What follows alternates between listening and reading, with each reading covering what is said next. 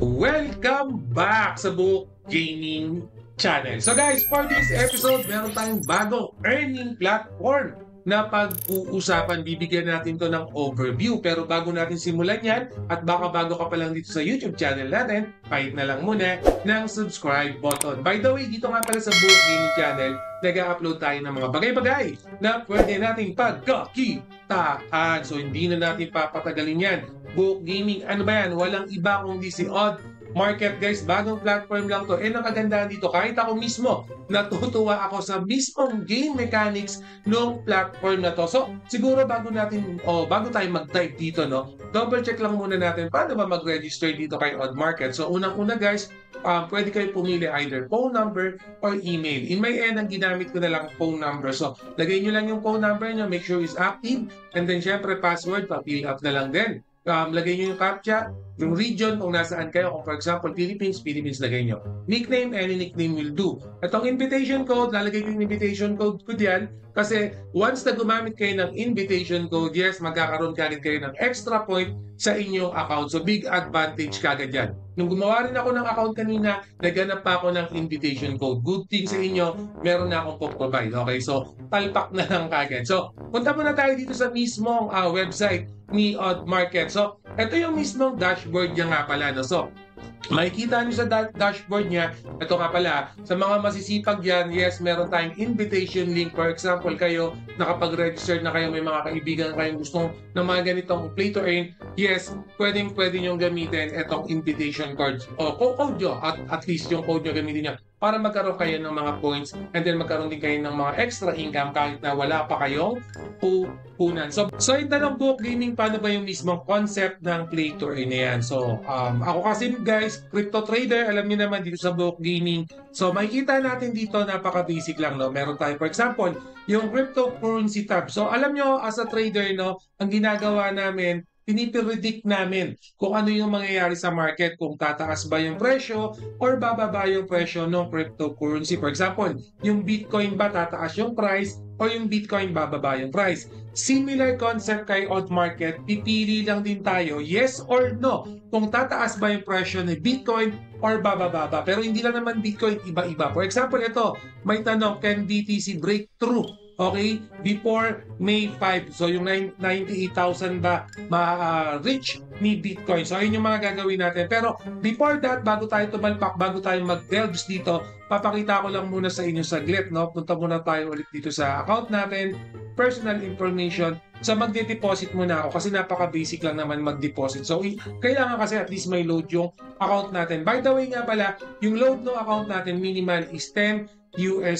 So, hindi ganun kalaki. No? So, ang gagawin natin, pwede nyo click tong deposit na yan or itong deposit button na to. So, for example, i-click natin yan. So, meron tayong 3 ways para mag-load dito. Either crypto, deposit, pwede natin gamitin TRC20, pwede tayong mag-deposit. O yung pinaka-basic lang is yung GCash or PayMaya. So, for me, for example, GCash yung gagamitin natin. By the way, I'll mention $10, so that's around 565 siguro right now, or 570 na natin, no? Para saktong $10. So, laro-laruin nyo na lang, no? So, GCash, conversion niya, Philippines, and then click natin yung submit. So, make sure na naka-ready yung GCash nyo, no? Kasi GCash yung gagamitin natin. Ito, may QR code ako dito. Babarilin ko na ng QR yan. Yan. So, para mapunta na tayo dyan, no? Yan, you have successfully. Okay, so babalikan natin, no? Wait natin kung gaano katagal. As you can see guys, hindi matagal, no? So real time na receive na natin yung $10 natin for this one. So again, punta na tayo sa cryptocurrency. Again, hindi lang cryptocurrency, pwede rin technology, pwede rin culture, economy, politics. So iba't iba yung pwede natin i-predict dito. So ako kasi, since forte ko si cryptocurrency, dito tayo kay cryptocurrency. So ang tanong, ito muna. Ang tanong dito, yung BTC daw ba, no, by May 5, okay, so right now, ginagawa ko yung video is May 1, marireach niya ng, or makaka-reach ba, lalagpasan niya yung $98,000. So, ang ginawa natin is chinek natin si CoinGecko. Right now, si Bitcoin is nasa 5.3. So, kung titignan natin yan, that's around 93,000-94,000 US dollar. So ako, in my own point of view, hindi ko siya nakikita na malalagpasan niya yung 98. So for me, That's a no. Okay, so pipiliin ko lang yung no. So magkano yung participation amount? So for example, gawin lang natin 5 lang, no? 5, again, naka-US dollar ito guys ha. 5 US dollar lang and then i-click lang natin tong confirm prediction, no? Success. So ayan, since nakaboto na ako, ayan, nakaboto na tayo. Punta lang ulit tayo sa account natin para makita natin yung mga participated topics natin yan.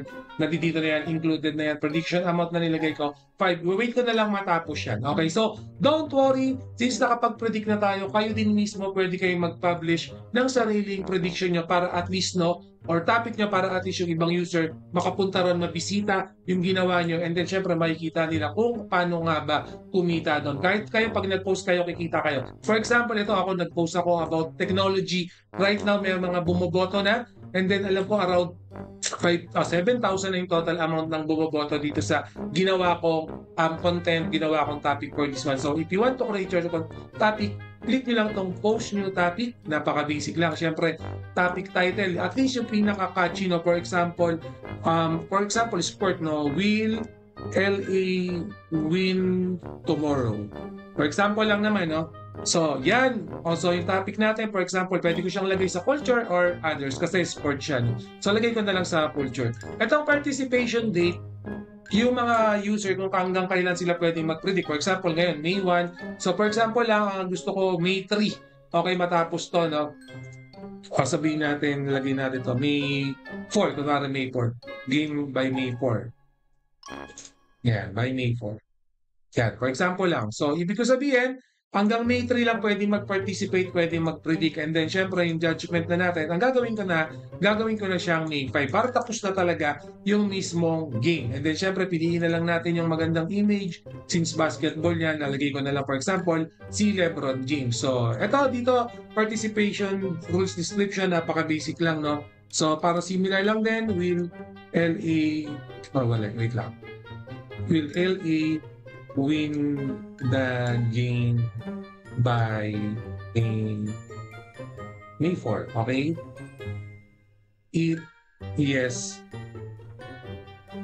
that's a win. Ganyan. So, basically, if no, that's a loss. So, something like that. Pero pwede nyo pagandahin, no? So, ano lang naman to?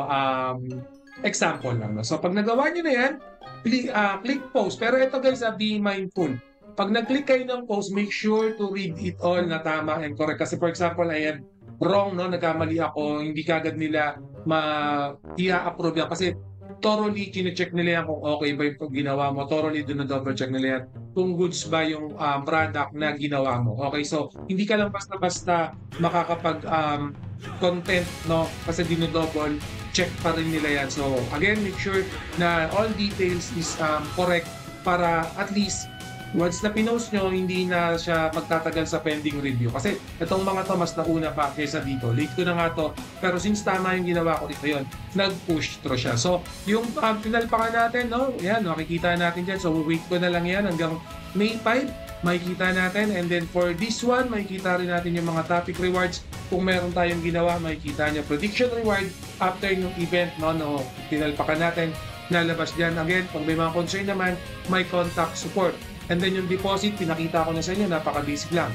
Ito ang importante, withdrawal. Okay, so for example, Duok Gaming, ang galing ko mag-predict, ang dami kong itama dito sa prediction. Ano ba yung amount para bago ako mag-withdrawal? For example lang. So ang gagawin natin dyan guys, so check muna natin yung Facebook page nila. So guys, itong Facebook page nila, pakita ko lang sa inyo. Naka-join na rin ako dito. Pwede na kayo mag-join dyan. Don't worry, yung link niyan ilalagay ko sa description at active naman tong Facebook page nila. No? So, dito ko rin nabasa na yung ibang mechanics ito. So, makikita natin, yung nilagay natin kanina, minimum 560 pesos. Yung minimum withdrawal naman niya is 1,120 pesos or 20 USDT. So, 20 USDT yung pwede natin i-withdraw sa account natin, okay, bago tayo umexit dito. So, at least ipunin muna natin. Pero kung malaki kasi kayo tumalpak, ayun nga, mabilis lang may yung 20 USDT. Pero ako, for example, pa 5-5 lang, pa 10-10. So pinapalago ko lang. Pag na-hit ko na yun, saka ko na siya withdraw. So basic lang din, napakadali lang. And then syempre yung rate naman niya, kung magkano yung tinaya mo, yun din yung marireceive mo. Alam ko, 3% lang yung magiging tax niya, no, dun sa mismong platform, which is napakababa lang, no. So ganun lang siya. Basic lang, again, yung mga magpa-publish ng topic, ilagay nyo yung topic dyan. And then dito sa ito, yung mga gusto nyo lagyan, for example, others, politics, no, economy, kung ano yung trip nyo i-predict, nandito na technology, nandito na rin yan, no. So more or less nga naman nga talaga, dito kayo tatambay sa mismong dashboard nyo. Kasi dito sa dashboard nyo, makikita nyo yung published topic, profit rate, no, nandito yan lahat yan, no. Siyempre yung balance mo, makikita mo rin dito. Okay, so ganun lang kadali. And syempre, ako mismo dito sa Buhok Gaming, since basic lang naman, hopefully, no, huwag mawala itong project na to kasi napakadali lang. Yes or no lang, mapipredict na natin kung ano ba yung okay sa market right now, ano ba yung hindi, ano ba yung available, ano ba yung pwede natin pagkakitaan. Definitely, magkakaroon din tayo ng mga quick updates for this one. So make sure na nakafollow kayo dito sa YouTube channel natin. And guys, always remember, Buhok Gaming loves you all. See you again in my next video. Salamat!